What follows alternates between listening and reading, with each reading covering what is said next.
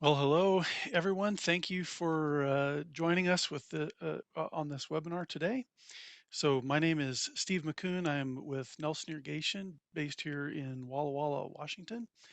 And we've got a lot of guests arriving into the webinar. Many still are loading in from mostly all over the US and Canada, where riding arenas are very, very common, and dust suppression is a really sort of moisture management of that footing environment's really, really important. So a lot of you are irrigation dealers. You get asked this constantly in the summer from people usually in a hurry about how do I settle the dust in my riding arena. So we're gonna address that today. Excuse me. And if you have any questions, please use the question and answer button on your Zoom screen. One of the things we're going to be doing today is watching some videos of of an interview that I conducted with Dr. Sarah Campbell. She's a vet here in Walla Walla, Washington, and owns the Associated Vet Clinic. A really excellent and experienced person in this environment. So we're going to go ahead and get started. But her videos may be a little bit quiet, so I'm trying to match my mic sound with her voice. So um, go up into your on your Zoom screen if you need to adjust the volume, and please do that under your audio settings. Okay. As far as riding arenas go, it's important to know the why of the system. So a lot of you will be irrigation dealers and know that it's important, in an academic sense. We're going to study a lot of how you actually build them for outdoor and indoor arenas. But this this is a really important thing for you to know when you're designing these systems, that they really, really matter, and that an arena owner's job isn't done. That arena is not really done until there's a dust suppression system in place and operational. And that's really where you guys come in as irrigation dealers. The main expense for a system like that's usually the labor, especially that's the case with an indoor arena. There maybe won't be as much trenching, but hoisting, compared to the cost of the materials, it's getting up there and hanging this stuff suspended. So we're gonna study these types of things today. But all of this goes around the important aspect of animal and rider health. Dust in an environment like that's not just hard on the people that are riding the horses, the human athletes that we'll have in these arenas, but a lot of times the livestock, being the horses, be they cattle, um, especially with the horses in these environments, don't always even leave the don't always leave the arena. Sometimes in an indoor environment, they'll be right next to the arena, in and out, just getting exercise and that type of thing. So we really have to pay a lot of attention to these environments. So what I had a chance to do with Dr. Campbell was ask her really why is this matter so much from a horse health perspective. Let's see what she had to say. From a surface area point of view, the horse's lung is massive. Um, if you look at the side of a horse, it really takes up about 50% of, um, their length on their side, and um, just really very, very delicate and intricate environment inside of the horse lung. And small size particles, whether it be dust again or smoke, I think it's 5 microns is some sort of cutoff where the apparatus within the airways, that's sort of built to filter those things, small enough particle size can get down into those very lower airways of the horse lung and cause inflammation, infection, and then bleeding, like we talked about. So as you can see from what she's expressing to us there, is that for a horse to be an athlete and you've got this big animal with lots of muscle tissue to push around and do the things that horse riders are asking these athletes to do, it takes a lot of oxygen to do that. And so that's a really susceptible place for a horse in their lungs. We've got to keep that dust settled outside of the area that would damage that horse. But that's not the only place. We've got other things to think about too. So I asked her in this clip about the moisture management of the footing, and so we're adding water to these places, and like you do on lots of other aspects of your irrigation business. We're adding moisture onto farms, onto crops, but we're only part of the deal here. A lot of it has to do with other things, what the soil would be, or in the arena environment, what is the footing like? Let's see what she's got to tell us here. Well, I think, again, based on what we're asking these equine athletes to do, a lot of very, very athletic maneuvers, whether they be a rope horse or a barrel horse. A lot of stop and go, a lot of, just really getting down and using their hind end and using their front end. Even in the cutting horse world, the type of footing that is best for those different disciplines in performance horses kind of depends on what you're asking them to do. But if that footing is not, well controlled, if it's too slippery, if it's really hard, if it's too deep, a lot of those things do set them up for injury, because they're bred and built to be performance horses, but they're not necessarily designed to do everything that we ask them to do. And so whatever we can do to minimize potential impact from the footing on their legs, the better longevity it's going to have. But injuries in horses is extremely common and expensive to treat, and can be career ending for some. So, what she's really telling us here is that it's important to manage this footing well. You can see from this picture that we've taken here that the footings in modern arenas can be a variety of different things. There's companies that have done a lot of work and science in that. This one that was on this particular day is sort of a sand felt mix.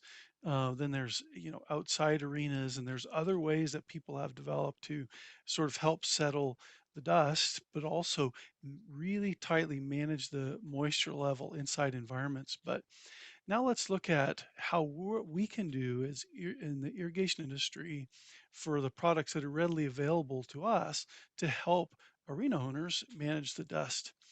One of the things to remember, like in virtually every other aspect of your business, uniformity matters. We want to be able to provide in these arenas as uniform a footing, moisture content as we can. This picture that you're looking at is of a cranberry bog. They're running a irrigation system for frost protection, but you can see right looking at that there's bullseyes all over the place, and so this system was a sprinkler system of impact sprinklers. I can tell that by looking at how much water is being spent next to the riser. The other things I can know is that the system was vastly under pressurized and the sprinklers were too far apart. And so you end up getting a really a result that's not very good, with not really following good irrigation design practice. Well, if this was an arena floor and you can imagine riding at very high speeds on your horse across this field, if you had wet places and dry places, and that's really going to be challenging for the horse and a lot more dangerous for all the bones in his feet and that type of thing. So uniformity matters in an arena environment.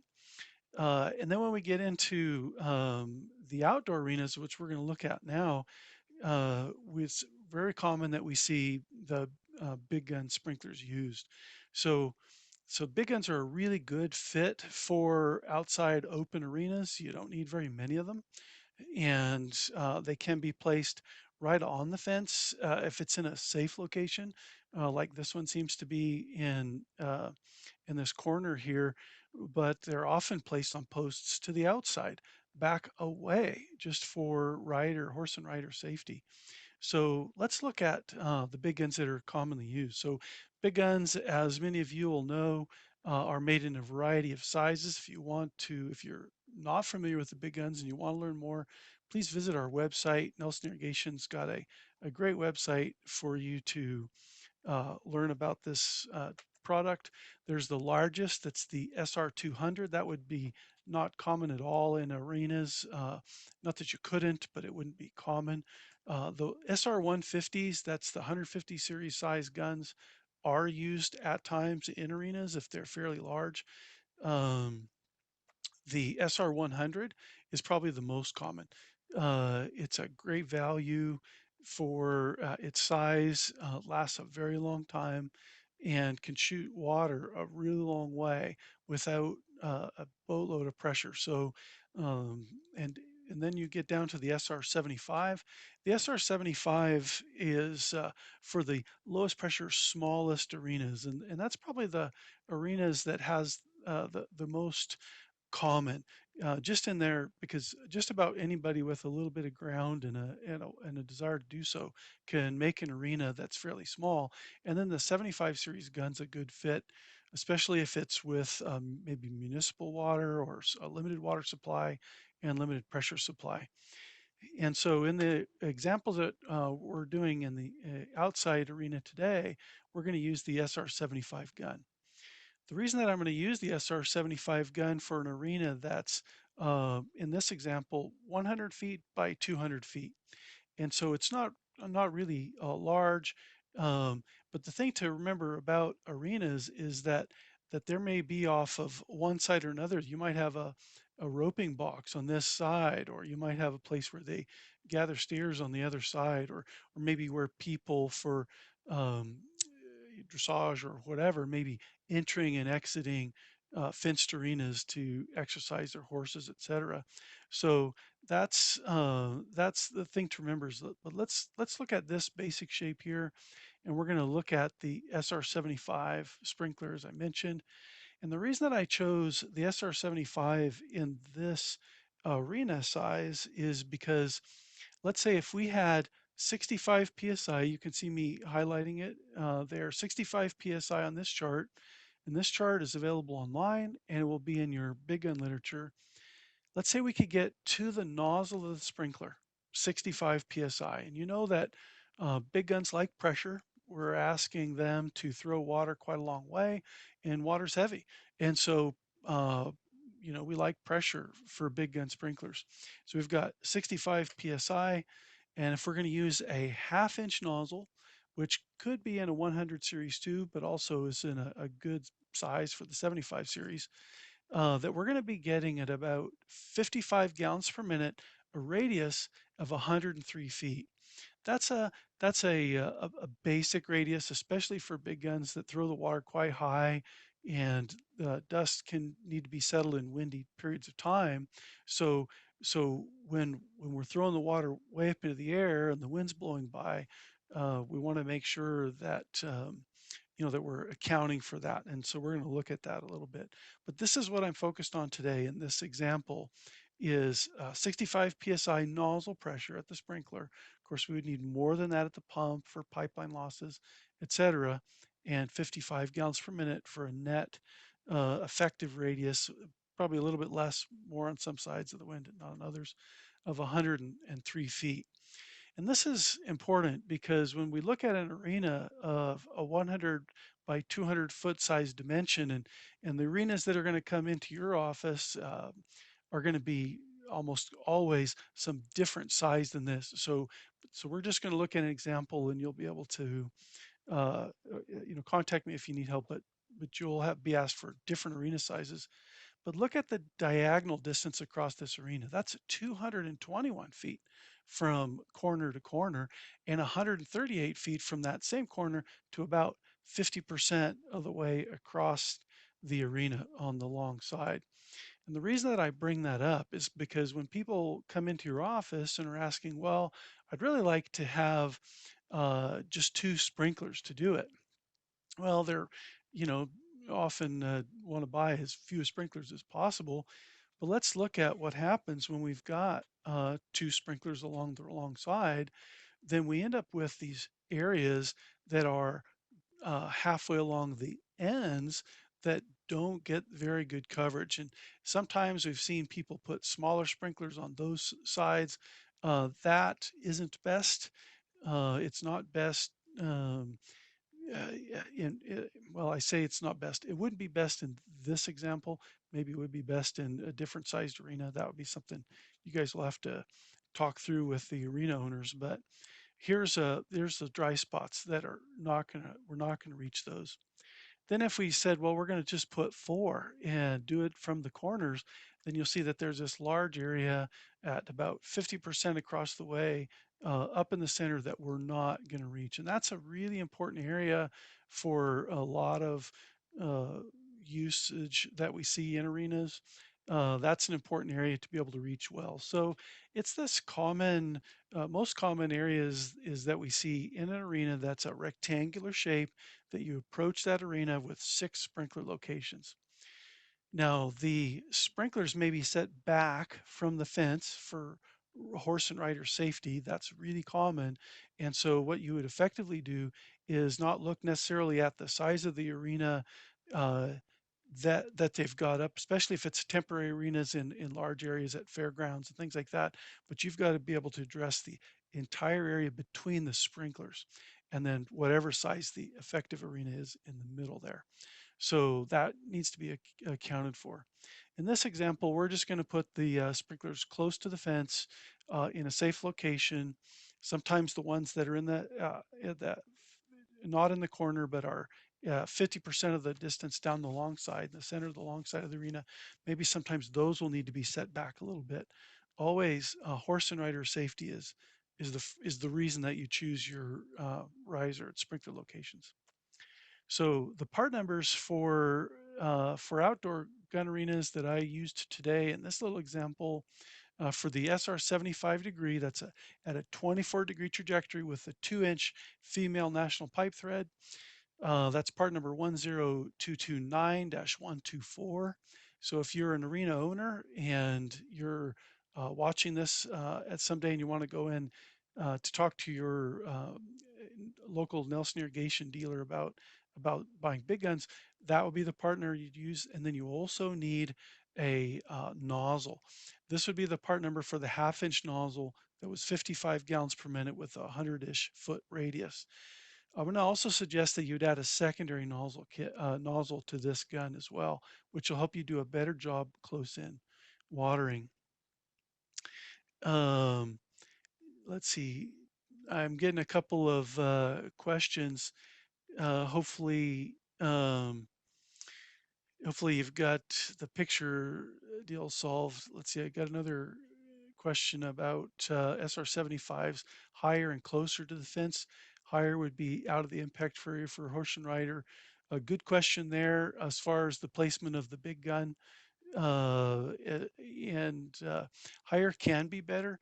The thing to remember is that you also have to be out of the way. If this is a roping arena, that a roper with his loop going around over his head, his height is much different, and where he'll have that, and he doesn't want to be caught up on any sprinklers. So we have to account for that too. So that may be distance away or height. We just sort of have to account for all that's going on in that arena and make sure that we're keeping everybody safe. Okay, so now keep sending in those questions. We'll try and address those as we go because I know some of them have to do with specific arena examples that we're doing. So big gun installation notes, make sure that you're placing those risers in a safe place, of course, for horse and riders we're talking about. That's very, very important. Um, uh, Risers can be placed back away from the fence. They don't have to be placed right on the fence. You have other things, maybe homes, barns, parking lots. You know what you could put on, what you can't put on.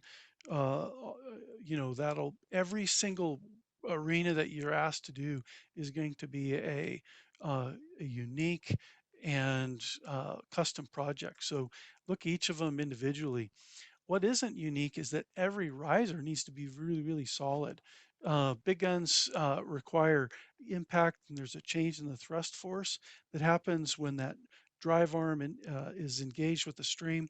And so we want to hold them very stable. And so, fence posts, big posts, not a T post, but a railroad tie, something like that, peeler cores, those can work in those environments. Go to nelsonirrigation.com and we've got lots of examples of risers for you there, or contact your territory manager or any of us here at Nelson. You can put a separate system with smaller sprinklers, maybe even turf sprinklers around roping boxes, alleyways, things where you want some dust suppression, um, or that may have heavier use. Sometimes you don't need to settle the dust over the entire arena, but you might need to right in a specific spot. And so, take that into account just to make sure that the layout of the system is appropriate um, and is functional for the usage that the particular owners have for this arena. The big guns at 55 gallons per minute for a lot of properties in the U.S. and Canada. That's a pretty flow rate that would be common to run one sprinkler. So maybe you don't have enough to run all the sprinklers at once. With these sprinklers, you've got them in the wind. It's like when you want to run them, how far they go, that's type of thing. Pre-wetting is important. This is often done just with one sprinkler at a time. So we want to maintain this moisture levels in the footing. If it happens midday, let's say we've got a bunch of people out in the arena one day and we need to pull everybody out of the arena and re-wet that arena so it's maintained. Well, we want to keep it not too wet, not too dry, but the big guns have an adjustable rotation speed. And so at 180 degrees, taking less than 60 seconds, and we just need maybe a few passes across the arena. That, if you're running one sprinkler at a time, it just only takes several minutes to get the entire arena irrigated and wet down. So, none of this stuff adds a lot of time. You do want to add a secondary nozzle for these sprinklers because they're not moving. And because they're not moving, we want to do a really good job of adding water every place that we can because it's not moving across the arena. So getting questions from a longtime friend here about are these things in overlap? The overlap software can be used for modeling this stuff, and there's more and more things coming in overlap software to help us model these types of environments. So stay tuned. Um, Indoor environments, as we get into covered arenas, not all of them are completely enclosed. A lot of them are just covered. But in this type of an environment, uh, we're going to be using sprinklers that are a perimeter zone. So those will be part circle sprinklers and then full circle hanging sprinklers down the centers. Again, not every arena is as large as the one that you're seeing in this picture here. That one's quite a nice arena. Some of them will be a lot smaller. And so choose your perimeter zone and your center zone to add as much equal uniformity as you can to this arena floor. You won't be able to run on the same zone, the perimeter at the same time, the perimeter zone and the center sprinklers. They're going to doubtlessly be applying water at a different rate. So the zone that runs the sprinklers around the perimeter, or maybe multiple zones based on your water supply, those will be running on separate valves than will the ones in the center. Again, every single one of these is a custom project. We're going to use the same size in our example here for an indoor arena, 100 feet by 200 feet. Let's look at the perimeter zone. Again, we already talked about that this would need to be a separate zone in its operation from anything that you might have in the center of the arena. But the point of this zone is a very important zone. You might have wood that or hay or uh, something on the background that you don't want, that the arena owners don't want to get wet. And so having part circle here and in a 200-foot wide arena, and it's common if these are pole buildings that those posts would be like, let's say 10 or in some increment of 10 feet apart or 12.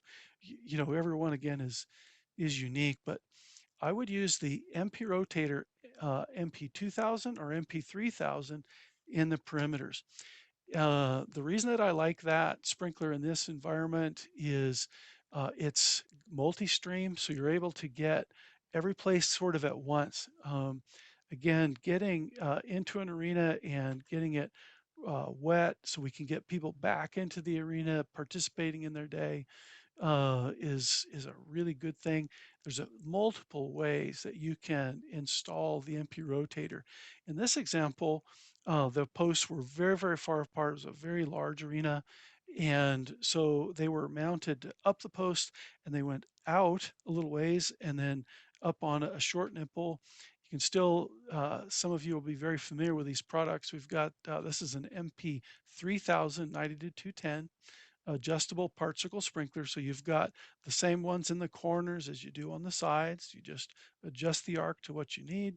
It's very nice. You've got an Acme adapter here. The MP rotator can be fit right onto a drain check and a pressure regulator. Pressure regulation is really important in arenas, just like it is on a lot of the other projects that you design. It gives us a very uniform pressure, means that we're going to have uniform performance for all the sprinklers in this environment.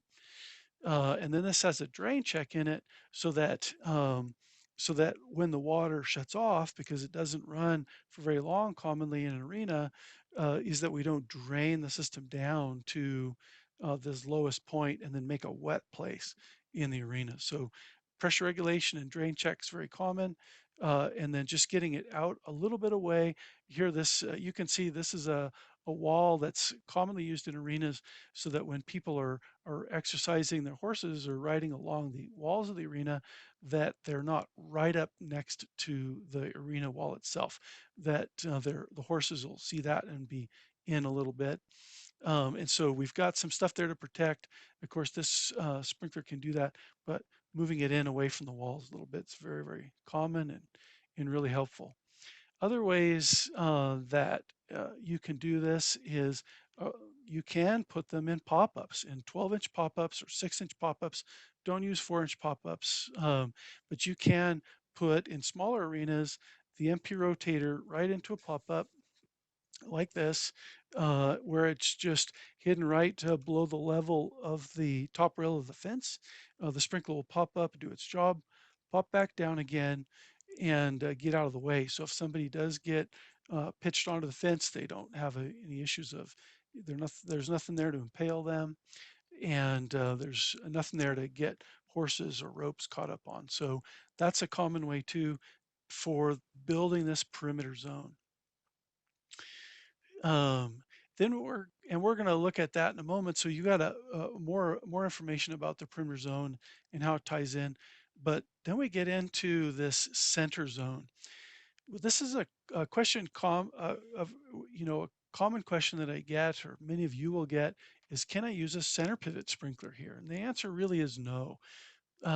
These are going to be sprinklers that are the sprinklers used here are the ones that are common to greenhouses and used in the greenhouse industry. So they're smaller sprinklers. They'll be far less expensive, but they're designed to not move.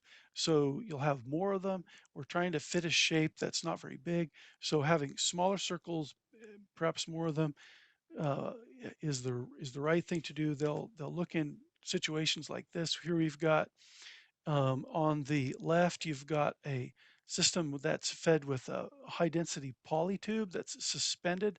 This one happens to be in a shade structure, but it's the same in a greenhouse. You've got to have some way to hold that tube so it doesn't sag, but then you can use the 10 millimeter tubing and a little 9774 barbed adapter that goes onto that.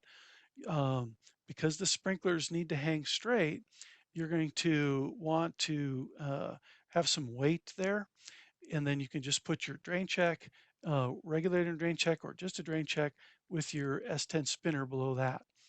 Just like in the MP rotator, you're able to get sort of everywhere at once very quickly. The same with the spinners. The spinners are really a perfect fit for the center of an arena. As you can see on the right side of this image, um, they spin very quick. You've got a small droplet size, so they're not hitting the footing too hard, but it doesn't take very long to re-wet an arena with the S10 spinners. So it's a really a perfect fit there. Um, then you've got the drain checks are very, very important in the center of the arena. And the good news and bad news about drain checks is that they hold water in the pipe. They hold water in the pipe, which doesn't allow it to drain and drip and make wet places in the footing of the arena. But what it does do is it keeps that pipe full of water. So if it gets cold, if it's not a heated arena and you're virtually anywhere in North America, it's going to get cold in there to bust that pipe at some point. And because it's covered, they need to be settling the dust there, even in inclement weather when it's cold outside, like it is now. Here it is in January when we're doing this webinar initially, and even in the winter when it's cold, the dust doesn't know it's cold, and so we need to be able to settle that, uh, but maybe not make ice because that's also another issue with footings. So managing this is important. It's common to operate the system in the winter and then immediately winterize it. So you can do that with drains. It's common to do it with draining, the way you lay the pipes out. It's perhaps a better way is to do it with air winterization, treat it just like you would a landscape system. A lot of places will have a dedicated air compressor just to the winterization of the arena dust system for winter operation. Now, something to think about in the piping here is you can see in the roof of a covered arena, you'll have other stuff there too. And so make sure that you don't use white PVC pipe ever in an arena. The reason is one is white PVC pipe, even if it's Schedule 40, can allow uh, light inside enough to grow algae in this pipeline. And you've got warm water and a little bit of sunlight, especially if it's well water. You're going to have algae growing in this pipe, and now we've got to unplug this nozzle that's 14 feet in the air, and that's a problem. So don't use white pipe. Use a heavy CPVC pipe, a colored dark PVC pipe, or galvanized as this user did in this real top end arena. But the other thing is that from one standpoint is looking at into the arena when you're watching riders, you don't want to see the PVC pipe, and it just white PVC pipe just draws your attention to it. It's not very sightly in that environment, so I wouldn't use it. I would recommend that you not use it. And but you are able to. It's always important to have the risers, these drop pipes, be very, very straight. It's easy to do that with a tube because you can do it with a dark pipe. Now this is a Schedule 40 piece of CPVC pipe. This is the 10 millimeter tube that you're looking at there with that 9774 adapter. Be sure that because you have to assemble this whole thing before it's installed, if you're going to use those soft hoses, that that the pipe you're going to use that has an inside wall that will allow this fitting to go in it. It matters on the two sides of the fitting. It matters on the fitting that's 9774 adapter, and then also the adapter that's going to house that on the other side. I've got one here if I can show it to you in front of my shirt a little bit. But this side of the adapter has to fit too. So those are the same size. You just want to make sure that all of this fits in there and you've got adequate weight and clearance for your fittings. Excuse me while I drop parts. So in these areas, we've got mini regulators with drain checks. We've got mini regulators only, and then uh, just drain checks only. So these are options that you can use when you've got these sprinklers hanging from up top that allow you to keep that from draining down into the footing floor, but we want to make sure that we winterize these. Okay, so this is what the net effect is going to be over the entire system is that we've got a perimeter zone and a full coverage zone. Both of those working in conjunction, it can provide your arena owners a really nice area of coverage. So for the center zones, very common using the S10 spinner with a gray plate. That gray plate has a flat trajectory. It's not exactly flat, but it's the one we're calling a 0 degree trajectory. But it's not that it doesn't spray water up a little bit. And so when you're looking at using that, they this particular arena used a green plate. Some of you are probably noticing that for reasons that made sense at the time. But it's important to have also a gray plate. And when you do that, that gives you the widest amount of coverage. You want to have those mounted about a foot or so below any lights that it may spray up into, just to make sure that you don't have any water light contact there. So it's important that you have these hang down straight. And because there's 0 degree, if you're off a few degrees, it's not flat anymore. You're spraying water up into the rafters. So have those be lat and below the lights. In the perimeter zone, you can mount those in away from the wall. They can be at the top rail. The MP rotator is a really excellent fit. You can use either the MP2000s, if you're going to be putting them closer than 20 feet apart, 20 feet or closer, or you can use the MP3000.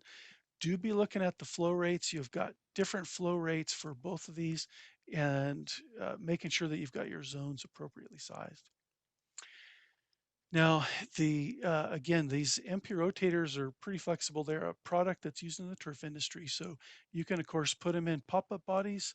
You can put them onto risers and with Acme adapters, which is probably the most common way that we see them used in covered arenas or on shrub adapters that are readily available in your marketplace.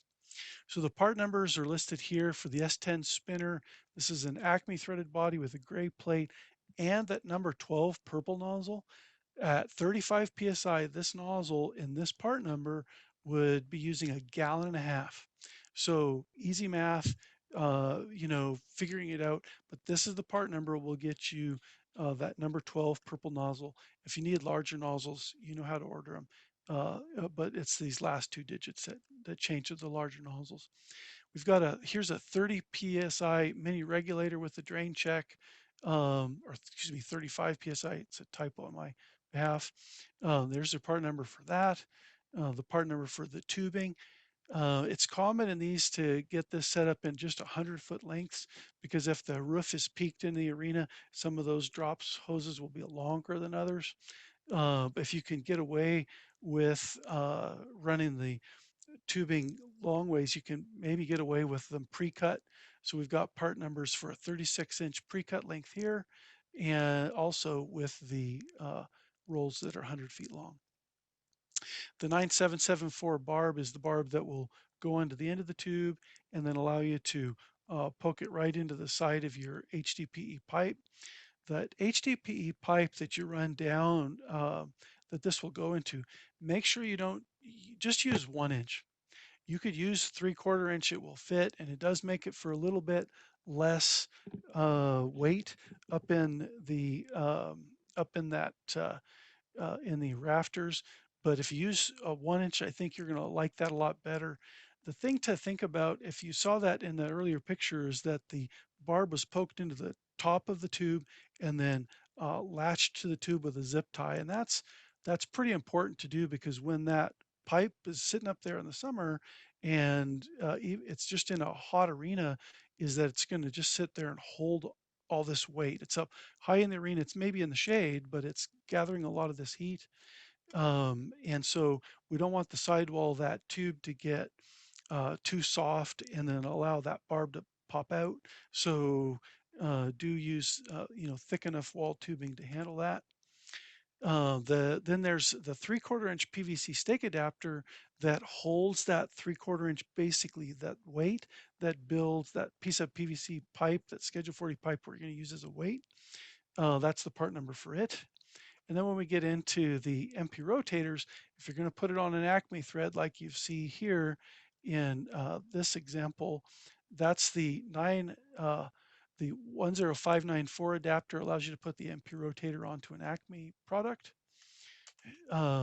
We've got MP rotators that are the MP 2000s or the MP 3000s based on what your spacing parameters will be, and that's the part numbers for that. So easy to buy products, readily available, and really work perfect in these types of environments, or very, very well anyway. But things to remember when you're designing these systems for arena owners: safety first. When you're setting these things up, you've got to have the sprinklers placed so that they'll do the job, but that they're safely placed for both horse and rider. Be watch for the people. Imagine yourself, maybe if you are a roper, and you'll understand this well, but go to some events and watch if you're not familiar with them, and you'll see they need some space without sprinklers to do their job. And it matters also to other events, dressage, hunter jumpers, that everybody needs to be away from these sprinklers. Pipe color matters. Don't use PVC, white PVC pipe. Bring some other pipe in. Always drain or winterize these systems in North America, virtually no matter where you are. If there's a threat of uh, uh, ice and cold weather, get that thing cleared out. You want to have the sprinklers in the centers or even on the sides, perhaps in some environments, low enough so that they don't interfere with the lights. You want to have them hanging straight down. And remember that the amount of time that you spend on these, the biggest expense for arena owners is probably going to be things like renting a man lift if they don't own one, that type of thing. The labor is pretty high compared to the materials into doing these arenas as far as an expense. So we just have to pay attention to that. We still have got to have good um, uniformity in this system. And the thing to remember is that no matter how good of a job we do in designing the system, other people will be managing it. Other things are important too. So let's, into the success of the system. So it's not, we can help apply water, we can keep it very uniform. Somebody else is going to have to manage that. So help set users up for success there. Now, if we're looking at, let's see if we got a question or two. Would poly pipe work okay instead of Schedule 80 PVC? Poly pipe does work there. And the maximum height above the arena floor is another question that we've got in. Good question. It's really, how high can somebody reach? What's easy to live with? And so that's kind of what we've got to look at there. We need it to be high enough, but not too high. Okay, so let me get to this next question, and we've got some final thoughts from Sarah, Dr. Sarah Campbell. Gosh, I mean, you're around horses, accidents happen and things can happen, and it doesn't matter how well prepared you are, stuff still happens. Um, and same thing, on the footing side of things. It could be the best ground, but you're the fifth person out and it just got a little deep, and then that's when a slip happens.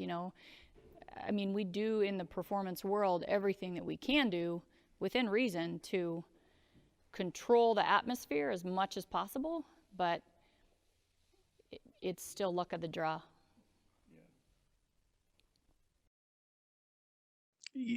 At some point, somebody else has to manage that, and so our goal is to set arena owners up with as good a tools as we can to help manage the dust for horses, riders, steers, whatever we've got in that arena, and the horses, footing, moisture management, and that. These are big things that matter. Let's use our tools well and do a good job. If you've got any questions at all, please feel free to contact us at nelsonirrigation.com. We've got an arena page dedicated to information on this. So feel free to contact us if we can be of any additional assistance. Thanks for attending today's webinars on dust suppression in riding arenas. We appreciate your business. Uh, Come back and attend other webinars, and you can see all of these recorded in the future at nelsonirrigation.com.